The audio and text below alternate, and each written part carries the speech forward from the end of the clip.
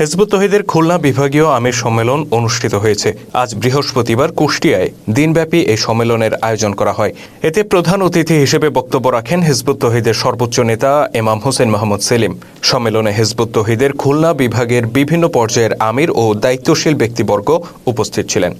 উপস্থিত নেতৃবৃন্দের উদ্দেশ্যে এ সময় দিক নির্দেশনামূলক বক্তব্যে হিজবুত তৌহিদের ইমাম বলেন, বর্তমান সময়ে ইসলামের সঠিক আদর্শ মানুষের সামনে তুলে ধরা একটি চ্যালেঞ্জিং বিষয়। কারণ একদিকে রয়েছে ধর্ম ব্যবসায়ী গোষ্ঠীর বিকৃত ফতোয়াবাজি, অন্যদিকে রয়েছে ইসলাম বিদ্বেষী পশ্চিমা জীবন দর্শন। নানামুখী এই চ্যালেঞ্জ মোকাবেলা করে যারা ইসলামের সঠিক আদর্শ মানুষের সামনে তুলে ধরবেন, সেই আদর্শ প্রতিষ্ঠার জন্য সংগ্রাম করবেন, তাদেরকে ব্যক্তিগত জীবনের অনেক চাওয়া পাওয়া বিসর্জন দিতে হবে। একদল সত্যনিষ্ঠ মানুষের কোরবানির বদৌলতে আল্লাহ তাআলা পুনরায় তার সত্য দিনকে বিজয়ী করবেন বলে আশাবাদ ব্যক্ত করেন তিনি। দিন প্রতিষ্ঠার এই সংগ্রামে অগ্রগামী ভূমিকা পালন করতে উপস্থিত নেতৃবৃন্দের প্রতি আহ্বান জানান হিজবুত তৌহিদের ইমাম।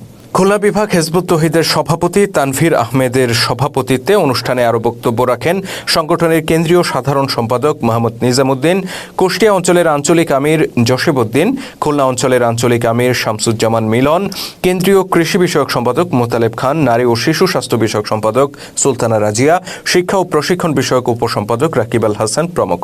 অনুষ্ঠানটি সঞ্চালনা করেন খুলনা বিভাগীয় অর্থ সম্পাদক আইমান আহমেদ কামাল।